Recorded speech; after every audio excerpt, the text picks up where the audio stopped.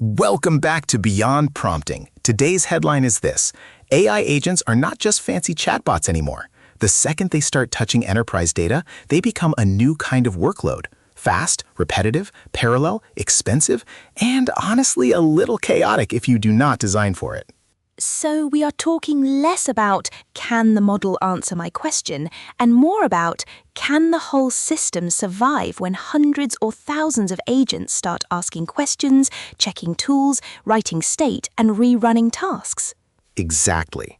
Today's source is a Cockroach Labs article called Agentic AI Architecture: How CockroachDB Supports Memory, Context, and Control. It is product-centered, obviously, but the architecture pattern is the useful part. Durable memory, live context, observability, governance, and cost control, all close to the data. That already feels like a shift in mindset. Prompting treats the model as the center of the universe. Agentic architecture treats the model as one worker inside a larger operating system. Yes! The article opens with a very practical warning. Autonomous agents do not behave like human users. A person clicks, waits, thinks, maybe makes coffee. Agents hammer tools, retry aggressively, run parallel tasks, and expect current data with low latency. That creates what the article calls agentic pressure on the database. And that pressure is not just read traffic, right? Agents can write durable records, generate SQL, update systems of record, and trigger business actions. So correctness and auditability matter more, not less. That is the big point. If an AI output becomes a durable business action, the architecture has to answer adult questions.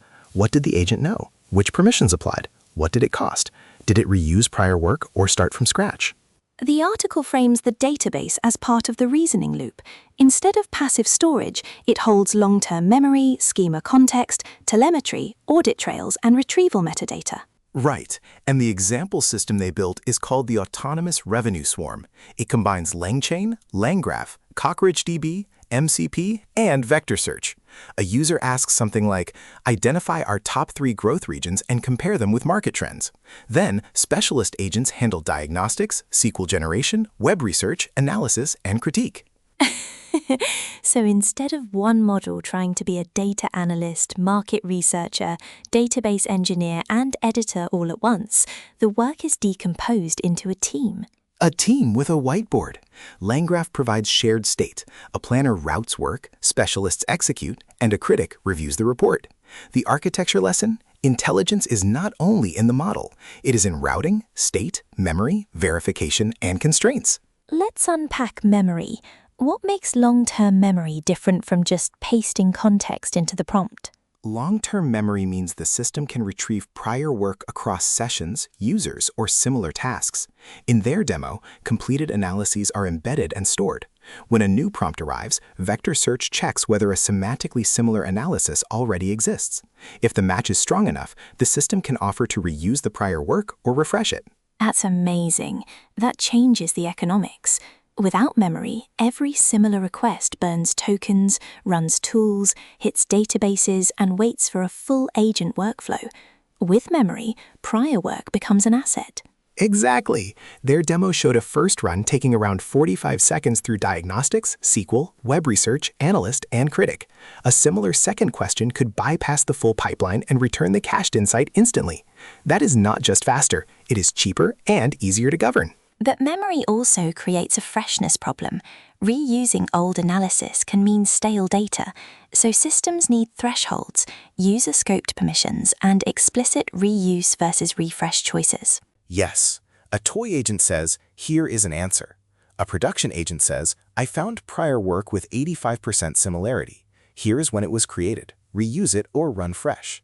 That is a different trust posture. The article also talks about MCP, the Model Context Protocol, as a way for agents to inspect database context. Why does that matter? Because SQL generation without live schema grounding is asking for trouble. If an agent guesses table names or assumes columns exist, it can create brittle queries or expensive failures. In their pattern, a diagnostic agent checks database health, and a SQL specialist retrieves the current table schema through MCP before generating queries. That is an important distinction. The safety boundary is not please be careful inside a prompt. The stronger pattern is live context, constrained queues, permissions, and audit logs. Yes, and I want to underline that. Temperature zero and a strong system prompt may reduce variance, but they are not governance. Governance is knowing what the agent can access, what it actually did, what it cost, what failed, and whether a human or system rule approved the path. Which brings us to observability. The article's dashboard tracks latency, token use, context saturation, and cost by agent. That sounds like normal operations monitoring, but for AI workflows. Exactly. This is where agents stop being magic and become infrastructure. If the critic agent consumes the most budget, you can see that. If context saturation spikes, you can tune retrieval. If latency grows, you can isolate which specialist is slow. That helps leaders manage agents like mission-critical digital workers instead of black boxes. You can ask which agents create value, which ones drive cost, where are the service-level risks. And that connects directly to workforce training. If employees are going to work with agents, they need more than prompt tips.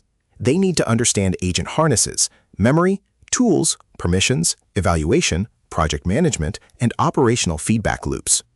So the training target becomes agentic literacy.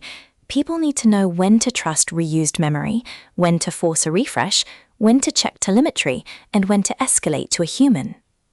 Yes, the practical takeaway for buildings: do not bolt agents onto enterprise systems without a control layer. Start with durable state, current context, scoped access, audit trails, and observability. Then add model behavior. And for organizations, the advantage may not be the flashiest agent demo. It may be who turns repeated agent work into reusable, measured, governed knowledge. That is the phrase: reusable, measured, governed knowledge. Beyond prompting is not about better one-off questions. It is about designing systems where human intent, agent execution, memory, and accountability reinforce each other. Two cartoon fruits, one serious architecture lesson. If your agents have no memory, telemetry, or guardrails, you do not have a workforce.